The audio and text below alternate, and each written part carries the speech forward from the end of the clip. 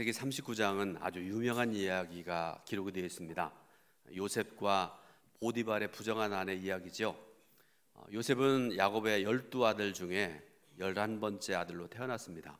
하나님께서는 요셉에게 꿈을 꾸게 하십니다. 그것도 한 번이 아니라 두 번씩이나 꿈을 꾸게 하셨고요.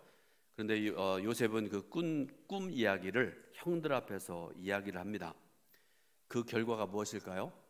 형들의 시기를 사서 애굽의 종으로 팔려가게 되죠. 거기서 보디발이라는 시위대장의 눈에 들어서 그 집의 종이 됐습니다. 여러분 한번 생각을 해보세요. 창세기 39장 이전에 또 이후의 말씀을 쭉 여러분 어느 정도 아실 건데요. 요셉이 꾼 꿈하고 그 상황이 정반대의 모습이죠. 이럴 때 믿음 없는 사람들이 흔히 하는 짓들이 있는데요. 그게 뭔가 하면 불평하는 일입니다. 원망하는 일입니다. 불신앙의 말을 쏟아내는 그런 일입니다. 그런데 요셉은 그러지 않았습니다. 창세기 39장 2절 보니까 이렇게 말씀을 하세요. 여호와께서 요셉과 함께 하심으로 그가 형통한 자가 되어 그의 주인 애굽 사람의 집에 있으니, 이렇게 말씀을 하세요. 여기까지도 괜찮은데요, 거기서 한 걸음 더 나갑니다. 창세기 39장 7절 이하에 보게 되니까 보디발의 부정한 아내가 젊고 잘생긴 요셉을 꼬드겨서 동침하자고 얘기를 합니다. 자꾸 그렇게 꼬입니다. 그럴 때 요셉은 9절에 보니까요, 이렇게 그가 얘기를 합니다. 이 집에는 나보다 큰 이가 없으며 주인이 아무것도 내게 금하지 아니하였어도 금한 것은 당신뿐이니 당신은 그의 아내임이라. 그런즉 내가 어찌 이 큰 악을 행하여 하나님께 죄를 지으리까 하면서 단호히 거절하고 있는 모습을 볼 수가 있습니다. 그리고 그 일로 인해서 누명을 쓰고 감옥에 갇히기도 했지만 21절에도 보게 되면 그런 상황에도 여호와께서 요셉과 함께 하시고 그에게 인자를 더하사 간수장에게 은혜를 받게 하시매, 이렇게 말씀하고 계세요. 요셉의 생애는 고난의 연속이었습니다. 그런데 그런 중에도 그는 신실한 삶을 살았습니다. 그러므로 성경에서 말씀하는 참된 경건이라는 것은요, 삶의 현장에서, 여러분 굉장히 중요한 말씀입니다. 삶의 자리에서 하나님의 부르심에 합당하게 죄를 이기고 하나님께 순종하는 능력으로 나타납니다. 그래서 사도 바울이 고린도전서 4장 20절에서 하나님의 나라는 말에 있지 아니하고 오직 능력에 있다, 이렇게 말씀을 합니다. 요셉은 자기에게 주어진 삶의 현장을 통해서 교묘하게 다가오는 유혹을, 그리고 그 끈을 단호하게 매번 잘라버립니다. 그가 보디발의 아내의 유혹을 이긴 것은 여러분 결코 간단하게 볼 수 있는 그런 일이 아닙니다. 그녀의 유혹이 얼마나 집요합니까? 끈질기지 않습니까? 반복합니다. 유혹의 현장의 그 정황도 한번 생각을 해보세요. 아무도 없는, 둘만 있는 그런 상황 아니겠습니까? 그리고 여러분 요셉의 신분, 종이지 않습니까? 종은요, 주인이 하라면 하는 사람이 종이지 않습니까? 또 하나, 요셉은 젊은 사람이었습니다. 학자들에 의하면 대개 17세 내지 18세 됐을 때라고 이렇게 알려져 있고 그런데요. 그러니까 여러분 이 모든 것들을 해보면 여러 가지 얘기할 수 있는데 그 중에 한 가지만이라도 조금만 잘못하면 요셉을 넘어뜨리기에 충분한 것이었다는 그런 것이지요. 그런데 요셉이 어떻게 그런 유혹을 이길 수가 있었을까? 여러분, 요셉이 단순하게 자기 마음을 다스렸기 때문일까요? 그건 아닌 것 같습니다. 물론 모든 죄는 마음에 있는 죄의 본성, 곧 육체의 소욕에서 나온다, 성경은 말씀하고 계세요. 그래서 우리도 그것을 다스려야 되는데요. 그런데 그런 유혹에서 어떻게 마음을 다스려야 되는가, 여러분 굉장히 중요하지 않습니까? 요셉이 그것을 이긴 것은요, 오직 하나입니다. 예수님께서 말씀하시는 대로 청결한 마음을 소유하고 있었기 때문입니다. 오늘 본문에 특히 창세기 39장 8절 9절 말씀 중에 보면요, 중간에 요약하고 제가 읽어드리겠습니다. 요셉이 거절하며 그런즉 내가 어찌 이 큰 악을 행하여 하나님께 죄를 지으리까 라는 그의 고백을 한번 생각을 해보세요. 요셉의 존재 전체를 주장하는 원리는 오직 하나님의 목적과 그 의로운 계명에 한 마음으로 순종하는 것, 그거밖에 없습니다. 만일 요셉이 보디발의 아내가 끈질기고 반복적인 유혹을 하는데 그 앞에서 조금이라도 마음이 흐트러졌더라면 그는 반드시 범죄할 수밖에 없을 것입니다. 그리고 요셉이 청결한 마음을 일관성 있게 가졌다는 것은 형들에 대한 그의 일관된 태도가 보여주고 있는데요. 창세기 45장 5절 말씀을 보면요, 이 말씀을 같이 읽어보겠습니다. 당신들이 나를 이곳에 팔았다고 해서 근심하지 마소서, 한탄하지 마소서. 하나님이 생명을 구원하시려고 나를 당신들보다 먼저 보내셨나이다. 아멘. 오늘 우리는 팔복의 말씀 한 구절과 창세기 39장에 기록되어진 요셉의 경건의 실제를 증거하는 말씀을 통해서 청결한 마음의 실체, 그 능력, 그 복됨을 배우고 은혜 받으려고 합니다. 오늘 이 시간에 말씀을 전하는 종에게도, 말씀을 듣는 성도 여러분들에게도 이 말씀을 통해서 하나님의 기름 부으심이 있어지기를 주님의 이름으로 축원드립니다. 먼저 청결한 마음과 경건의 실체에 대해서 말씀드립니다. 마태복음 5장 1절부터 12절에 기록된 예수님의 팔복의 말씀은 어떤 의미에서는요, 성도의 마음의 행로를 펼쳐놓은 것이다. 어느 목사님 그렇게 이 말씀을 이렇게 해석을 해놨어요. 제가 처음에 잘 몰랐습니다. 몇 번을 읽어보고 몇 번을 생각해 보니까 얼마나 은혜로운 해석인지 모르겠습니다. 다시 말씀드립니다. 마태복음 5장 1절부터 12절에 기록된 예수님의 팔복의 말씀은 어떤 의미에서는 성도의 마음의 행로를 펼쳐놓으신 것이라고 할 수 있다. 여러분, 어떤 빛이요, 밝은 빛이, 환한 빛이 프리즘을 통과하면 7가지 색깔의 스펙트럼으로 분석되어서 보이는 그런 경우들이 있습니다. 여러분, 사진 한번 볼까요? 여러분 보시기 왼쪽에 보면 하얗고 가는 줄기 있잖아요. 이게 빛입니다. 맑고 깨끗한 빛입니다. 이게 프리즘을 통과하게 되면 오른쪽에 보면요, 7가지 색깔로 이렇게 바뀌지 않습니까? 이런 것을 의미하는 그런 말씀이라는 것이죠. 그런데 이 팔복의 말씀은 복된 자가 되기 위한 조건을 말함이 아닙니다. 조금 어려운 말이기도 한데요, 이미 복받은 자가 항상 보여야 하는 마음의 행로를 의미하는 것이다. 그러므로 성경은 항상 그 사람이 인격적인 교제 대상에게 가지는 마음 자세를 관계성의 차원에서 집중적으로 다루고 말씀하고 있습니다. 그래서 하나님의 율법은 하나님께 대한 사람의 도리, 그리고 하나님의 주권에 속해서 자기와 상대하는 모든 이웃에 대한 도리에 관한 것이다, 이렇게 해석을 하기도 합니다. 복음은 본질적으로 하나님과의 화해이고요, 이로 인해 서로 교통하는 것이기도 합니다.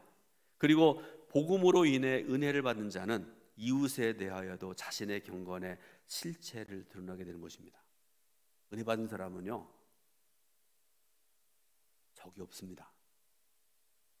다 사랑하고 다 존경하고 다 높여주고, 나는 낮아지고 나는 아무것도 아니고 나는 부족하고, 그런 관계를 드러낸다, 그런 말씀 아니겠습니까? 예를 들어서 마태복음 5장 3절에 보니까 이런 말씀 나와요. 심령이 가난한 자, 그런 말씀이 나와요.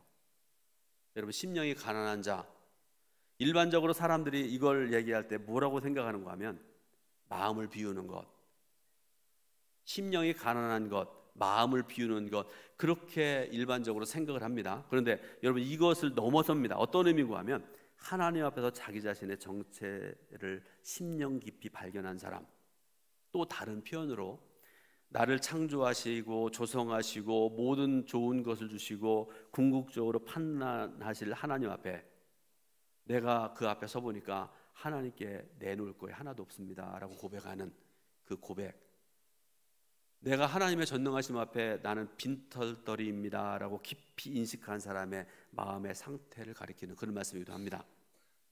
그리고 이런 상태의 사람이 오직 그리스도 안에서 순전히 은혜로만 구원을 받아서 영생을 얻게 되는 것이고요, 그리고 그 사람의 마음의 행로가 팔복에 구체적으로 묘사되고 있는 것입니다.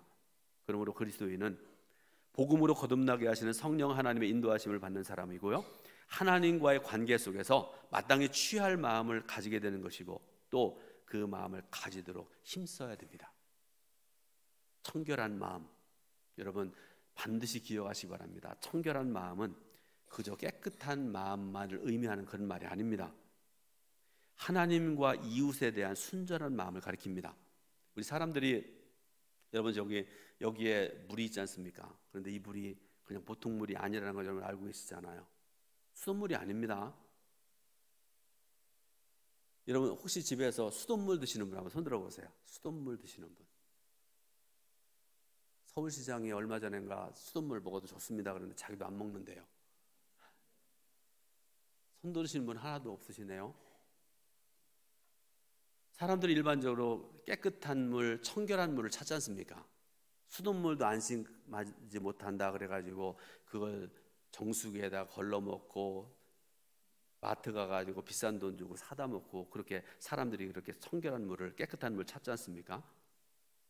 그래서 사람들이 찾는 이 청결한 깨끗한 물이 물 외에 다른 것으로 오염되거나 섞이지 않은 깨끗한 물을 의미하는 것처럼, 그러므로 청결한 마음은 오직 여호와 하나님 한 분께 대한 가치만 계산해 놓고 자신의 거취를 결정해버리는 단호한 마음을 가리켜 우리가 청결한 마음이라 이렇게 얘기를 합니다.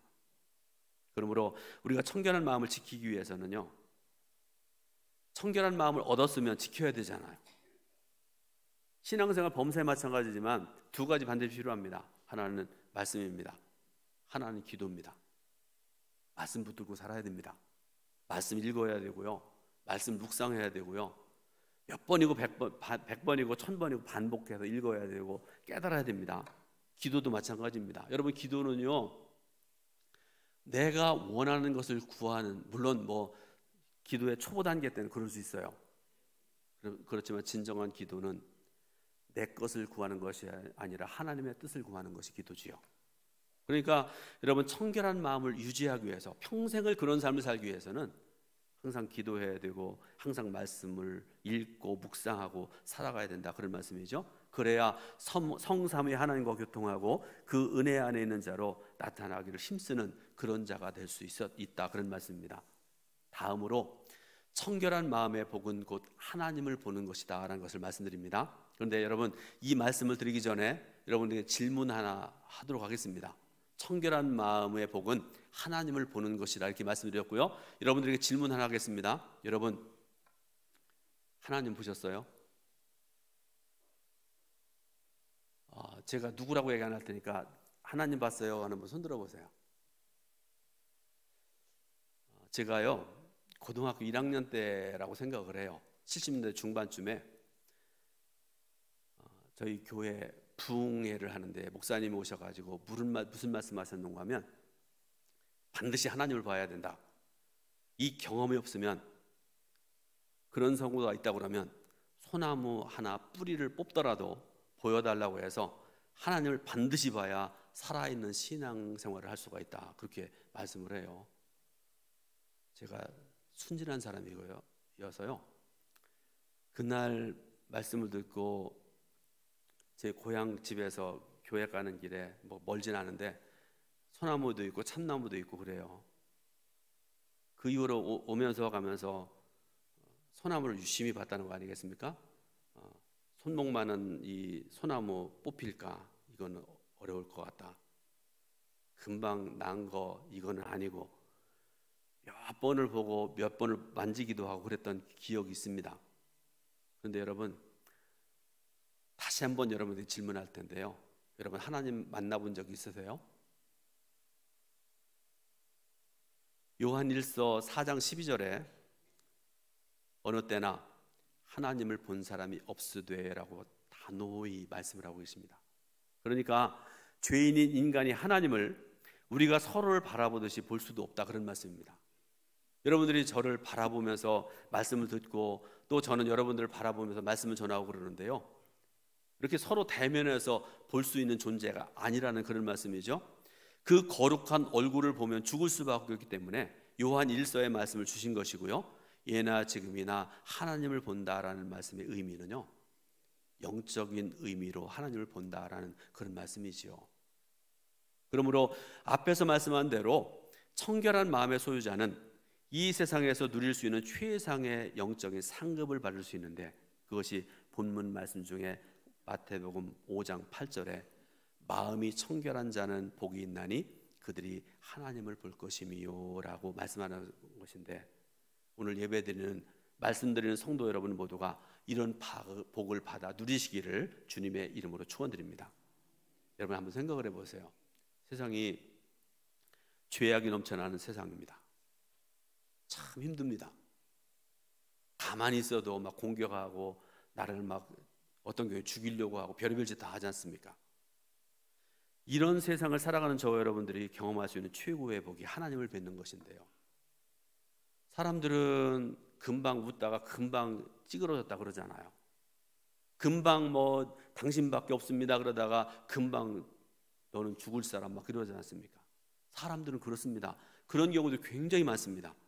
그런데 하나님은 그런 분이 아니세요. 여러분, 그 최고의 복, 하나님을 뵙는 복을 누리시기를 주님의 이름으로 축원드립니다. 그 예를 여러분에게 말씀드리겠습니다. 오늘 본문의 주인공인 요셉의 경건이 바로 거기에 있다는 그런 말씀인데요. 그래서 그는 범사에 하나님과 동행했다. 하나님께서 그와 함께 하셨다. 오늘 본문 말씀 중에 수도 없이 말씀을 하고 계세요. 하나님께서 요셉과 함께 하셨다. 그가 형통한 자가 되었다. 계속 말씀을 하고 계세요. 그리고 그 사실을 요셉 자신이 알 뿐만 아니라 그 옆에서 그를 지켜보는 모든 사람들도 알았다. 그렇게 말씀을 하세요. 요셉은 자신이 하나님 앞에 있고 하나님께서 자기와 동행하고 계신다는 의식을 항상 가지고 살아가고 있었습니다. 그리고 자신을 포함한 모든 인생들의 범사가 하나님의 통치와 섭리와 경륜 아래 있다는 사실을 그는 분명히 알았습니다. 그래서 요셉은요, 그 하나님을 의식할 수밖에 없었고요, 하나님 앞에서 자신을 지킬 수가 있었다라는 그런 말씀입니다. 형들에 대한 요셉의 태도도 그래요. 여러분, 저도 7남매인데요. 만약에 저희 형이나 저희 누나가 저를 팔았다? 이건 달라지는 거죠. 쉬운 일이 아닌 것 같습니다. 그런데 요셉은요, 다 용서하잖아요. 오직 하나님께서 모든 것을 주장하신다는 청결한 마음에서 나온 것이고요. 그래서 그는 범사에 하나님을 볼 수가 있었다라는 그런 말씀입니다. 사도 바울의 경우도 그렇습니다. 바울이 복음을 전하다가 로마에 잡혔습니다. 지하 감옥에 갇힙니다. 채찍질 당하고 손에 수갑이 채워지고 착고가 채워지고 온몸에 피를 흘리고 외롭고 힘든 상황, 고통스러운 상황입니다. 그런 상황 속에서 사도 바울은 아무런 희망의 빛이 보이지 않는 그런 상황 아니었겠습니까? 그 이후에 얼마 지나지 않아서 사도 바울이 순교를 당하게 되는데요. 그런데 여러분 보세요. 이런 상황 속에서도 사도 바울이 얼마나 귀한 신앙을 가지고 있는지 그 신앙 고백을 보면 알 수 있는데요. 디모데후서 4장 17절부터 18절 말씀을 여러분 같이 읽습니다. 주께서 내 곁에 서서 나에게 힘을 주심으로는 나로 말미암아 선포된 말씀이 온전히 전파되어 모든 이방인이 듣게 하려 하심이니 내가 사자의 입에서 건짐을 받았느니라. 주께서 나를 모든 악한 일에서 견뎌내시고 또 그의 천국에 들어가도록 구원하시리니 그에게 영광이 세세무궁토록 있을지어다. 아멘. 저와 여러분들을 가리켜서 예수 믿는 사람들, 구원받는 사람들, 곧 그리스도인이라 이렇게 얘기를 합니다. 우리도 그렇게 믿고 우리도 고백하고 그렇게 살아갑니다. 특별히 지금 우리가 사순절이라는 절기를 지내고 있는데요. 여러분, 우리가 평생을 예수 믿고 살아가면서 특별히 이 사순절 같은 귀한 절기를 지내면서 우리에게 가장 필요한 것이 무엇일까를 지난 한 주간 동안 제가 생각을 해봤습니다. 지난 한 주간이 저에게는 굉장히 힘들었던 한 주간이었습니다. 무엇일까 생각하다가 본문 생각하고 말씀 제목을 하고 그리고 말씀을 준비했습니다. 청결한 마음 갖는 겁니다. 누가 나한테 뭘 하든 공격을 하든 어떤 일을 하든 청결한 마음 갖는 거 중요합니다. 그래서 여러분 시간에 말씀의 결론을 맺으면서 청결한 마음을 갖기 위해서 세 가지를 여러분에게 말씀드립니다. 얼마 전에 요 비슷한 내용의 말씀을 전했던 기억도 있고 그런데요. 여러분 세 가지 반드시 기억하시기 바라요. 첫 번째로는요, 두 마음을 품지 말아야 됩니다. 야고보서 4장 7절 8절 말씀을 같이 읽어보겠습니다. 그런즉 너희는 하나님께 복종할지어다. 마귀를 대적하라. 그리하면 너희를 피하리라. 하나님을 가까이 하라. 그리하면 너희를 가까이 하시리라. 죄인들아 손을 깨끗이 하라. 두 마음을 품은 자들아 마음을 성결하게 하라. 아멘. 자, 읽은 말씀 중에 보니까 손을 깨끗이 하라 이렇게 말씀을 하세요. 마음을 성결하게 하라는 그런 말씀이 있는데요. 여러분, 이 말씀 속에 예수님의 강조한 청결 요지가 담겨져 있습니다. 그런데 중간 보게 되니까요, 두 마음을 품은 자들아 이렇게 말씀하고 계세요. 이 말을 여러분 바꿔서 말씀드리면, 마음이 청결하려면 한 마음을 품어야 됩니다라는 그런 뜻이죠. 그런데 한 마음이 뭡니까? 예를 들어서 말씀드립니다. 마태복음 14장 22절부터 33절을 보면요, 예수님께서 풍랑이 일어나는 갈릴리 바다에서 베드로와 제자들을 거기서 건지시는 그런 말씀이 있습니다. 그런데 베드로가요, 이 사람은 여러 가지 면에서 단점도 많지만 장점도 많은 사람이에요. 말씀 주시는 대로 믿는 사람입니다. 그런 사람이죠. 베드로가 폭풍과 몰아치고 막 파도 때문에 막 죽을 수밖에 없는 그런 상황인데, 가만히 보니까 예수님께서 물 위를 걸어오세요. 근데 여러분, 그런 예수님 모습을 보시면 여러분도 그런 베드로처럼 그렇게 할 수 있을 것 같아요? 베드로니까 가능해요. 선생님, 저도 물에 걷기 원합니다. 그래서 그렇게 됐습니다. 그런데 30절 보니까 이런 말씀이 있어요. 베드로가 바람을 보고 무서워 빠져가는지라 이렇게 말씀을 하세요. 무슨 뜻입니까? 예수님만 바라봤을 때는 물 위를 걷는 기적이 일어났지만, 마음이 흐트러져서 바람을 바라봤을 때는 물에 빠지게 되었다는 그런 말씀입니다. 그러므로 마음이 청결하다는 것은요, 그리고 두 마음을 품지 않는다는 것은, 나를 구원하실 분은 예수님밖에 없습니다. 이 문제를 해결해 주실 분은 오직 예수님 뿐이십니다 라는 그런 믿음입니다. 이런 믿음이 여러분 모두에게 있으시기를 주님의 이름으로 축원드립니다. 두 번째로, 예수님의 피를 힘입어야 됩니다. 히브리서 10장 19절부터 22절 말씀인데요, 말씀을 우리가 천천히 묵상하면서 읽어보겠습니다. 그러므로 형제들아, 우리가 예수의 피를 힘입어 성소에 들어갈 담력을 얻었나니, 그 길은 우리를 위하여 휘장 가운데로 열어놓으신 새로운 살 길이요, 휘장은 곧 그의 육체니라. 또 하나님의 집을 다스리는 큰 제사장이 계심에, 우리가 마음의 뿌림을 받아 약한 양심으로부터 벗어나고 몸은 맑은 물로 씻음을 받았으니 참 마음과 온전한 믿음으로 하나님께 나아가자. 아멘. 자, 여러분, 하나님께 나아가는 자, 하나님의 성소에 들어갈 수 있는 사람, 돈으로 되는 게 아니고요, 지식으로 되는 거 아니고요, 또 무슨 뭐 학벌, 또 그 밖에 뭐 있습니까? 이런 것들로 갈 수가 없습니다. 오직 예수 그리스도의 보혈, 거룩한 피를 힘입어야 우리의 영과 육이 성결하게 되고 하나님의 거룩한 성소에 넉넉히 들어가야 될 줄로 믿으시길 바랍니다. 세 번째로는요, 손이 깨끗한 사람입니다. 복습합니다. 첫 번째, 두 마음을 품지 않은 사람. 두 번째, 예수님의 보혈을 힘입는 것. 그런데 여러분, 이거 두 가지로 가능할까요? 아닙니다. 하나 더 있어야 됩니다. 손이 깨끗한 사람. 앞에서 읽었던 히브리서 10장 22절에 온전한 믿음이라는 그런 말씀이 있는데요, 여러 가지 의미가 담겨 있는 그런 말씀이기도 합니다. 성경에서 손은요, 주로 우리의 삶과 행위를 설명할 때 등장을 합니다. 뭐 손을 가리켜서 저기 저 사람을 봐라, 또 보면은 저기 보면 산을 봐라, 뭐 예수님도 그러시잖아요. 우리도 그러지 않습니까? 그런데 여기에서 본문에서는요, 예를 들어서 여러분, 예수님께서 서기관들과 바리새인들을 신랄하게 비판하셨던 이유가 있습니다. 그들을 막 지적하면서 독사의 자식들 막 그러시잖아요. 이유가 뭘까요? 여러분, 겉으로 보기에 서기관들, 바리새인들은요, 옷도 깨끗하게 입고 다녀요. 또 율법에 규정된 대로 머리도 그렇게 하고 수염도 그렇게 기르고 모든 걸 다 하나님의 율법에 의해서 입고 다니고 행동하고 그렇게 살아갑니다. 그러니까 여러분, 얼마나 사람이 깨끗해 보이고 좋아 보입니까? 그런데 문제는요, 예수님께서 그들을 그렇게 신랄하게 비판하셨던 이유가 뭔가 하면, 겉만 그렇게 청결하고 깨끗했기 때문에 그렇습니다. 속은 그렇게 악하고 더러운데 옷만 깨끗하게 입고 손만 닦고 향수를 뿌리고 겉과 속이 다른 그들을 아셨기 때문에 예수님께서 그들을 그렇게 책망하셨다는 그런 말씀입니다. 말씀의 결론을 맺으려고 합니다. 사랑하는 성도 여러분, 곤고한 삶의 현장에서도 하나님의 얼굴을 볼 수 있는 그 마음이 청결한 자가 되시기를 주님의 이름으로 축원드립니다.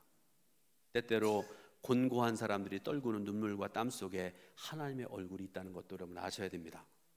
그 하나님의 얼굴을 오늘날 한국교회가 결코 외면해서 안 되고요.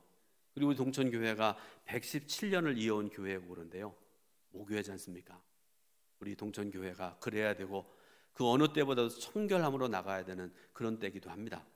그러려면 방법이요, 목사인 저도 장로님들도 권사님들도 집사님들도 심지어는 교회 학교 어린이들까지도 손이 청결해야 됩니다.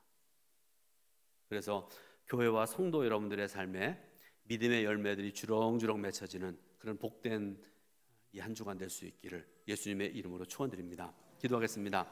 하나님 은혜와 크신 사랑을 감사드립니다. 예배드릴 수 있도록 인도하신 하나님, 말씀 들을 수 있도록 은혜 베푸신 하나님 감사드리고 찬송드립니다. 하나님, 우리 성도를 한 사람 한 사람이 마음이 청결하고 신실하게 하여 주셔서 우리의 삶 속에서 신앙의 열매를 아름답게 날마다 맺으며 살아갈 수 있도록 은총과 사랑을 베풀어 주옵소서. 예수 그리스도의 이름으로 기도드립니다. 아멘. 하나님께 헌금 드리겠습니다.